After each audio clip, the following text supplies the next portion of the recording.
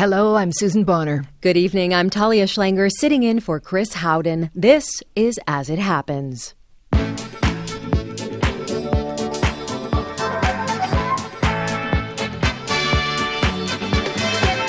Tonight, Last resort. After the U.S. Justice Department publishes parts of the affidavit that led to the search of Donald Trump's Mar-A-Lago home and hotel, a former federal prosecutor reads between the redactions. burnout notice.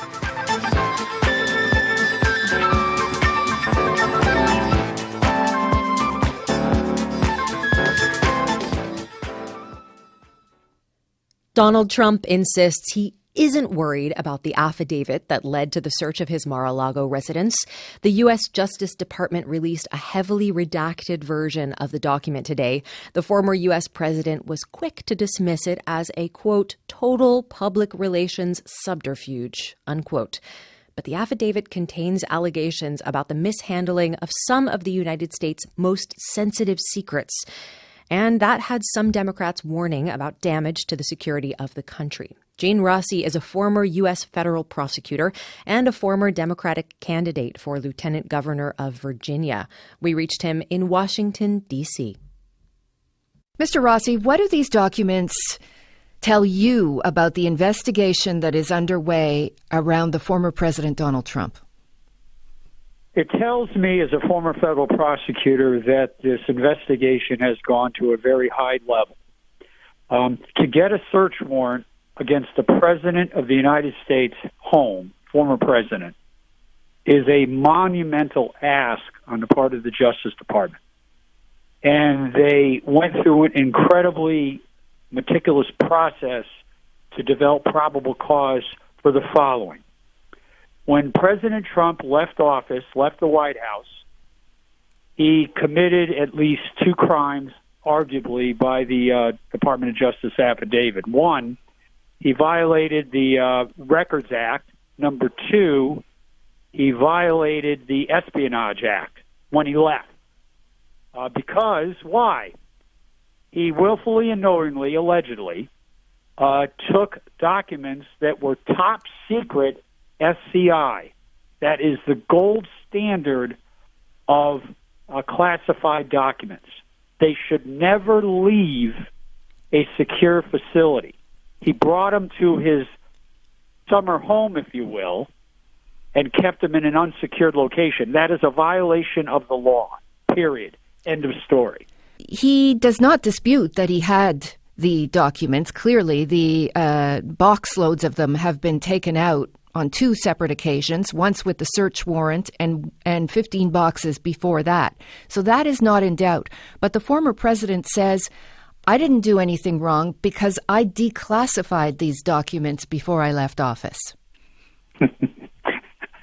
What is your response to that? My response to this is, if you're a drug dealer and you're caught with 5 kilos of cocaine, you're going to say, yes, I possessed them, but I didn't have the intent to distribute it. Donald Trump has to admit he possessed them, and it wasn't by mistake. The whole issue is intent. Did he willfully, with intent, violate the laws regarding protecting documents, Records Act, and the Espionage Act? His intent is disproven because his own legal counsel and other individuals said, you cannot do this. You cannot take top secret documents willy-nilly out of the White House when you leave. And if you do, you have to keep it in a secured facility, which he did not. Now, so the argument that he declassified by waving a magic wand, that's not an argument that's ever been used in court successfully. In this affidavit, the Department of Justice makes the case that they have probable cause that these documents will be found. And they also say they will find evidence of obstruction. What is the significance of that? What prosecutors love, and what I used to love, is when a potential defendant, obstructs, hinders, impedes, alters, conceals, destroys evidence that is the subject of the investigation. In other words, the obstruction becomes a separate crime in itself, and when it's added to substantive crimes, that is a prosecutor's dream.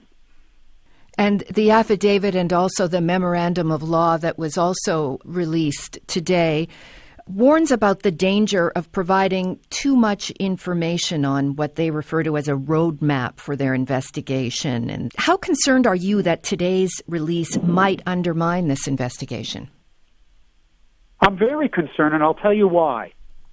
Before someone is charged, indicted, it is extremely rare, I've never seen it, where an affidavit of this ilk is unsealed.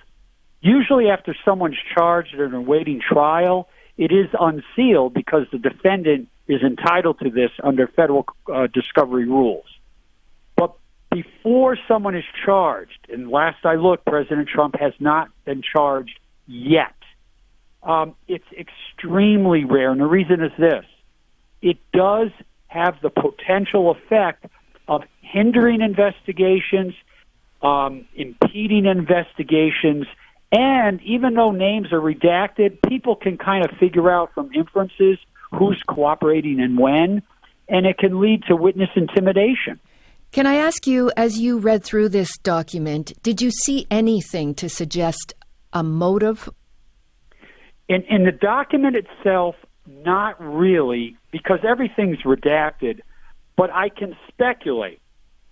There's only one reason I can think of for why President Trump was so intent on taking these documents willfully and intentionally. He didn't do it by mistake. And that's that he wanted to share this somehow for some potential benefit, either financial, political, or whatever. There is no reason for him to have these documents other than for nefarious purposes. And how concerned do you believe the former president should be after seeing this document?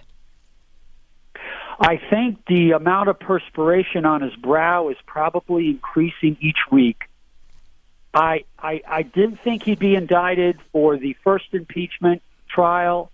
It's the jury's still out on whether January 6th will lead to trial, whether Atlanta. This one is at another level. This is at another level.